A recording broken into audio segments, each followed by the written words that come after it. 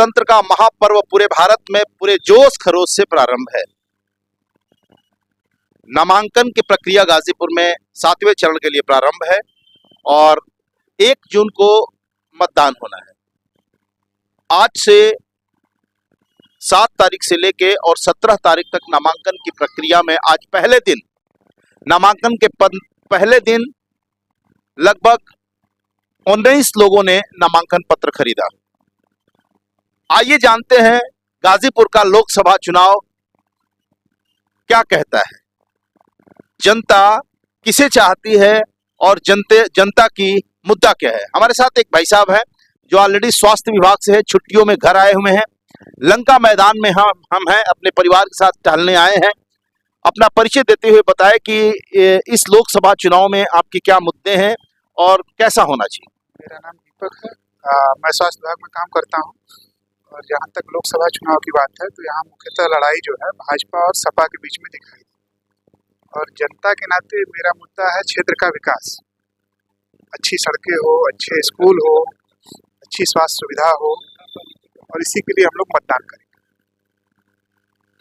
तो ऐसा माना जा रहा है कि मुख्तार अंसारी के मौत के बाद क्या संवेदना किधर जाएगी या उसका लाभ नहीं मिलेगा?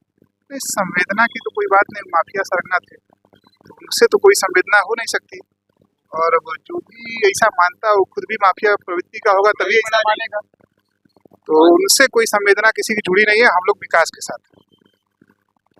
के साथ हैं और आप लंका के ही आसपास रहने वाले हैं। क्या लगता है क्या और विकास के रूप में क्या होना चाहिए गाजीपुर में? सबसे बड़ी चीज हमारे यहाँ विश्वविद्यालय की है। विश्वविद्यालय हो, कुछ उद्योग धंधे लगे हमारे यहाँ, उसके बाद चारों तरफ सर्वांगीण विकास हो। विश्वविद्यालय की मांग है गाजीपुर के लिए। आइए हमारे साथ एक और भाई साहब हैं, कृपया अपना परिचय देते हो और बताइए कि क्या है, क्या चाहिए, क्या चुनाव कहता है लोकसभा चुनाव और किधर रुख है। जी सर, मैं एस चौधरी, मैं गाजीपुर से ही हूँ और मैं ये बताना चाहता हूँ कि ये जो लोकसभा का चुनाव है इस बार लोकतंत्र और संविधान बचाने का चुनाव है। इस बार पूरी जनता विकास के तरफ रुख करेगी, परिवर्तन चाहेगी, क्योंकि 10 सालों में अब तक जो बेरोजगारी झेली है इतनी बेरोजगारी आज तक कभी नहीं। और अभी जो यूपीपी का पेपर लीक हुआ है इसमें कितने बच्चों का मनोबल टूटा है। केवल 60,000 वैकेंसी के लिए 60 लाख फॉर्म अप्लाई किए गए थे, वो भी पेपर लीक हो गया है। दूसरी तरफ अग्निवीर जैसी चीज़ों को लाया गया, 4 साल में बच्चे घर वापसी कर रहे हैं, 22 साल के हो रहे हैं, तो उससे उनको बहुत बड़ा नुकसान हो रहा है।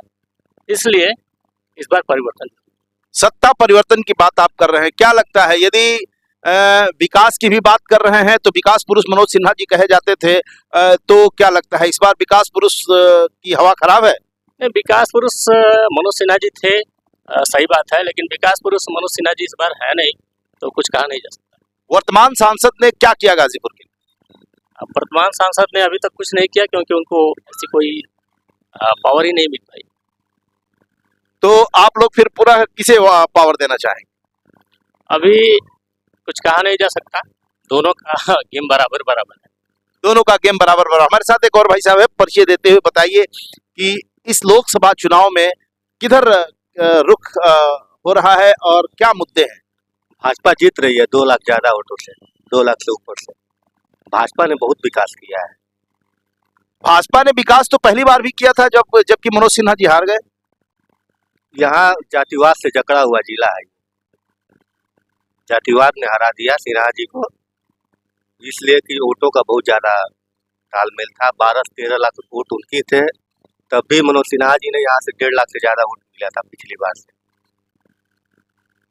मतलब ये है कि इस बार मनोज सिन्हा जी के जो कैंडिडेट हैं, कौन है कैंडिडेट इस समय भाजपा से? कौन कैंडिडेट है? माननीय पारसनाथ राय जी है। अच्छा, तो पारसनाथ राय जी को आप जिता रहे हैं? अच्छा जी। गाजीपुर की जनता ने पूरा मन बना लिया है। इस बार भारतीय जनता पार्टी का यहाँ से एक फूल जाएगा दिल्ली, लगेगा। जी जी, बहुत बढ़िया। आप बताइए।